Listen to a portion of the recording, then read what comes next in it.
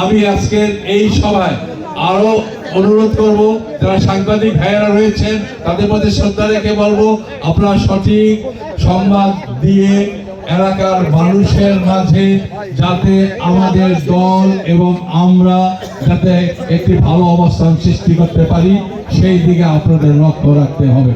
এবং কেউ যদি দলের নামে অপপ্রচার এবং কোন রকম চাঁদাবাজি করে সেটা আমাদেরকে জানাবেন। আমাদের নেতা আপনাদেরকে বলেছেন এবং জাতির উদ্দেশ্যে বলেছেন, কোনো চাঁদাবাজ কোনো সন্ত্রাসী কে আমরা কোনো স্থান দেব না। দল যাকে নমিনেশন দিবে আমরা তার জন্য কাজ করব এবং তার জন্যই আমরা মাঠে নেমে তাকে জয়যুক্ত করে পার্লামেন্টে পাঠাবো।